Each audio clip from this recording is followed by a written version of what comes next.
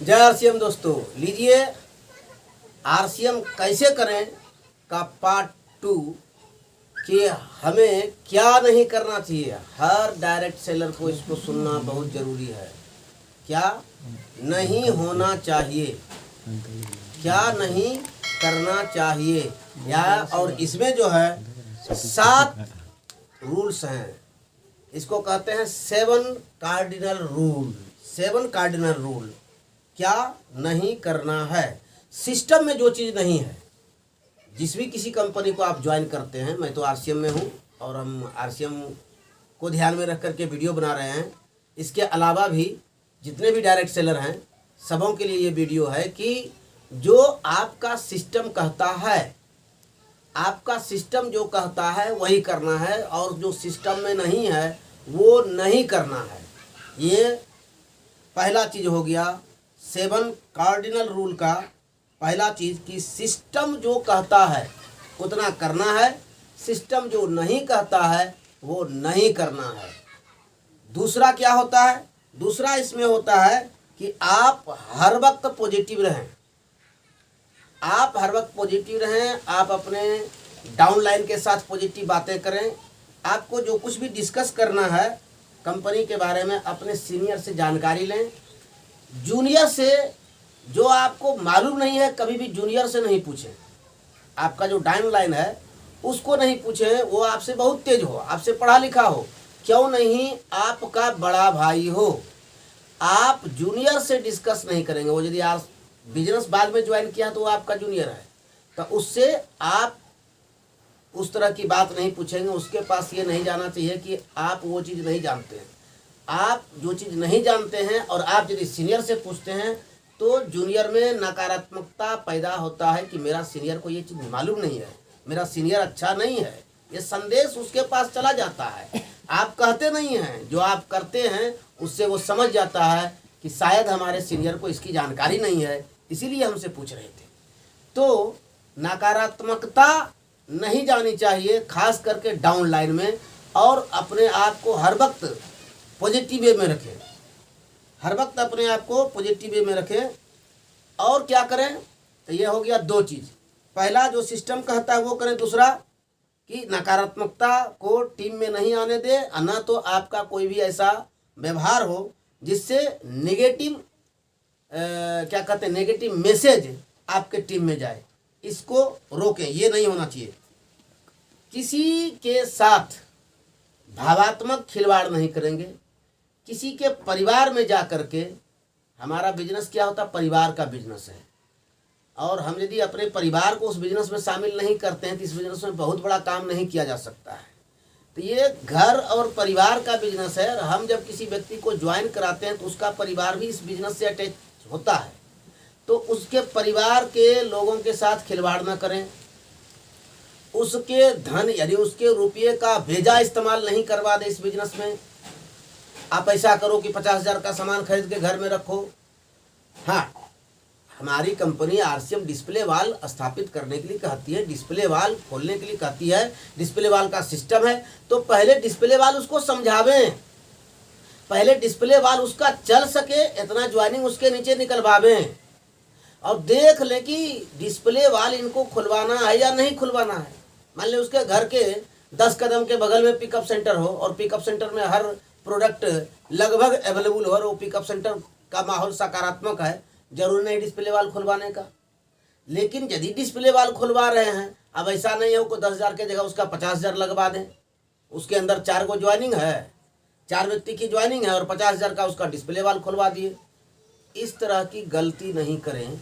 उसके रुपये का बेजा इस्तेमाल नहीं करेंगे उस व्यक्ति का, इस पर ध्यान रखेंगे। कहने का मतलब किसी के भावना से नहीं खेलें, किसी के परिवार के साथ कोई ऐसा नहीं है। हर वक्त ये ध्यान रखें, आप वहाँ जाएं तो चाचा मामा भाभी चाची ये सब नहीं, सर मैडम बोलते रहे। हाँ, आपका बहुत पुराना संबंध हो गया तो फिर डिस्ट्रीब्यूटर के पिताजी हैं तो उनको चाचा बोल सकते हैं, लेकिन अदरवाइज उनके घर और मतलब कि उसकी वाइफ है या उसकी भाभी है, उस सब के साथ किसी ज़्यादा नज़दीकता बढ़ाने का प्रयास नहीं करें। आप चाचा चाची तक सीमित रहें। हो सके तो उनको भी सर ही बोले, लेकिन यदि बाद में 2 साल हो गया, 1.5 साल हो गया, और वो उसके घर में आपको बहुत ज़्यादा प्यार मिलने लगा, तो ठीक है चाचा चाची, हम लोग भी अपने सीनियर के पास जाते हैं तो सीनियर के माता पिता को अंकल बोलते हैं लेकिन अंकल तक सीमित रहें, इससे ज़्यादा आगे बढ़ने का कोई ज़रूरी नहीं है।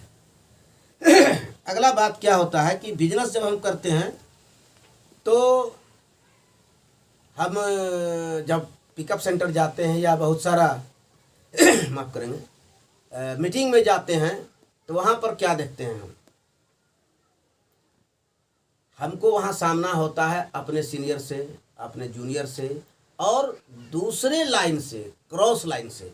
तो हमको हर वक्त यह ध्यान रखना होगा कि हमको अपने से क्रॉस लाइन से अपने बिजनेस का डिस्कशन नहीं करना चाहिए। हम अपने बिजनेस का डिस्कशन नहीं करें, किससे? क्रॉस लाइन के साथ। क्रॉस लाइन के साथ बिजनेस का डिस्कशन कि मेरा कम है, बेसी है, ये है, वो है, इस टाइप का किसी तरह का बातचीत नहीं करें। तो शिकायत से बचना है, आलोचना से बचना है। ये नहीं कि हम जाएं किसी इवेंट में और बिजनेस के बारे में ऐसा नहीं होता है, वैसा नहीं होता है। जो होता है प्रॉपर तरीके से आप उस बिजनेस को बढ़िया से पढ़ें और फील्ड में जा कर के किसी भी तरह का शिकायत नहीं करें। अपनी हो, अपने सीनियर का हो, अपने मेरा तो अच्छा डाउनलाइन नहीं मिला, हमको अच्छा डाउनलाइन मिलता, फलाने को मिल गया, उसका किस्मत अच्छा था, उसको फलाना फलाना 3 व्यक्ति मिल गया, उसके कारण उसका बिजनेस बढ़ गया, मेरे को मिला नहीं। ये सब बातें फील्ड में नहीं करें, किसी के साथ नहीं करें, और ख़ास करके अपने जूनियर के साथ तो करें। अगला पॉइंट आ जाता है और वेरी वेरी इम्पोर्टेंट पॉइंट कि इस पर कंट्रोल करना अभी के टाइम में बहुत ज़रूरी है। ये क्या है कि जब हम फील्ड में जाते हैं तो किसी भी तरह का नशा का सेवन नहीं करें, धूम्रपान नहीं करें। होता है क्या, बहुत सारे लोगों को देखते हैं, किसी को तंबाकू चबाने का आदत है, किसी को गुटखा फाड़ के खाने का आदत है, किसी को सिगरेट पीने का आदत है, किसी को पान खाने का आदत है। अरे ये तो धूम्रपान है। मैं तो ये कहता हूँ कि प्याज लहसुन कच्चा खा के नहीं जाएं, इससे आपके मुंह से बदबू निकलेगी और सामने वाला को सुनने में अच्छा नहीं लगेगा। और आप किसी तरह का नशा करके यदि किसी के घर में जाते हैं प्लान बताने के लिए, या वो आपके पास आता है, हो सकता है उसको नशा करने वाले अच्छे नहीं हैं, लगते हैं उसको, वो तुरंत आपसे वो कट जाएंगे, दूसरे के साथ वो ज्वाइन कर जाएंगे।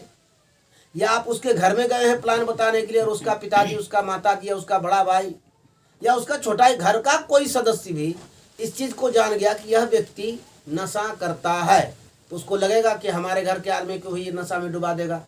तो नशा करना नहीं है फील्ड में। और अच्छा हो कि नशा गलत चीज़ है, नशा मुक्त रहें, स्वास्थ्य के लिए बेहतर है, तो आपका ही स्वास्थ्य ठीक रहेगा यदि आप नशा नहीं करते हैं। तो नशा करना नहीं चाहिए, ये केवल शब्द नहीं है, नशा करे ही नहीं करना चाहिए, एक आदर्शात्मक लाइन है, नहीं करें ये बेहतर है। तो नशा का सेवन नहीं करें और ध्यान रखें कि कुछ ऐसा नहीं खा के जाएं कि बार बार आप बोलें तो उसका बास निकले और लोगों को दुर्गंध हो। तो इस चीज़ का ध्यान रखें। और इससे भी ज़्यादा इम्पोर्टेंट, सबसे ज़्यादा इम्पोर्टेंट काम क्या है कि जब आप किसी को ज्वाइन कराते हैं, अपने टीम में शामिल कर लेते हैं, वो आपका बिजनेस करने के लिए तैयार होता है या नहीं होता है, पहले अभी उसको प्लान ही बता रहे हैं। आप ओवर कमिटमेंट नहीं करें। एक लाइन मैं चला दूंगा, दूसरा आप चलाना, एकदम गलत बात है। आप उनको कहें आपके पास 2 पैर है, एक पैर को काट दूं, दूसरे पैर से दौड़ते रहेंगे, वो कहेगा संभव नहीं है। तो ये बिजनेस भी वही है। आप ओवर कमिटमेंट नहीं करें कि आप आइए, मैं आपको इस बिजनेस का स्टार बना दूंगा, मैं इस बिजनेस में रॉयल्टी बना दूंगा आपको। आप किसी को कुछ नहीं बना सकते हैं।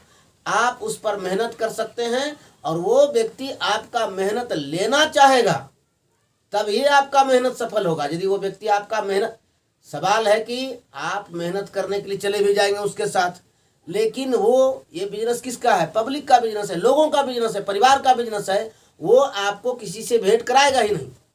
आप उसके साथ कितना दिन जाएंगे? उसके पास कितना दिन जाएंगे?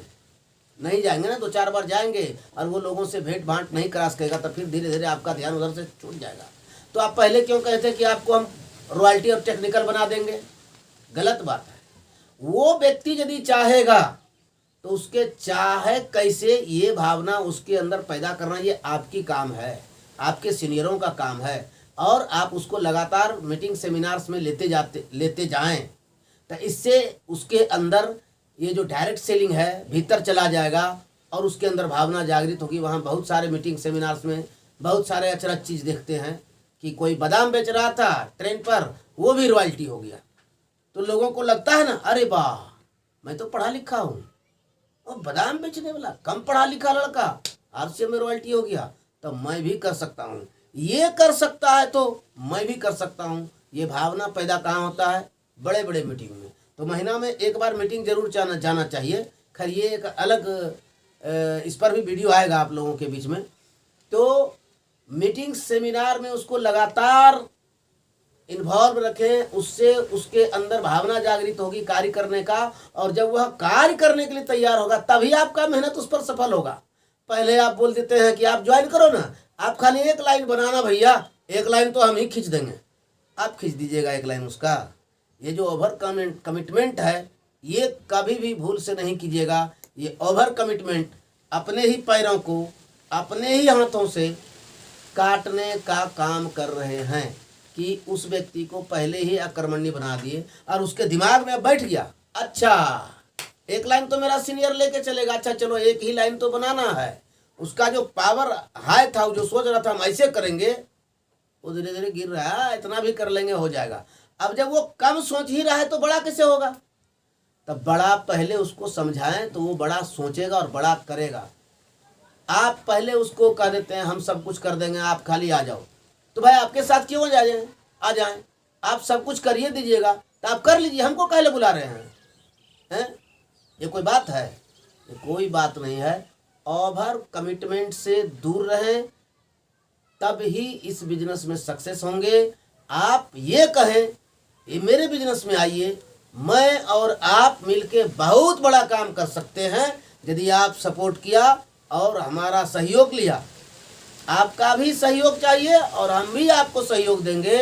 आप और हम दोनों कोऑपरेशन की भावना से कोऑपरेट एक दूसरे को करेंगे तो बहुत बड़ा बिजनेस कर लेंगे। आइए मिलजुल के इसको करते हैं, ये कह सकते हैं। लेकिन आप लोग बहुत लोग क्या कहते हैं, आइए ना हम आपको ऐसे कर देंगे, वैसे कुछ नहीं कर सकते हैं। इसी तरह का कमिटमेंट करने वाले का बिजनेस डाउन रहता है। इसी तरह का कमिटमेंट करने वाले के यहाँ लीडर पैदा नहीं होता है।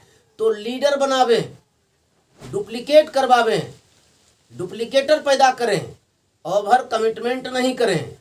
तो चलिए इस वीडियो में अब इतना ही रहने देता हूँ। यदि आप मेरे चैनल पर नए हैं तो मेरे चैनल को सब्सक्राइब करें, लाइक करें, कमेंट जरूर करें। जय आरसीएम।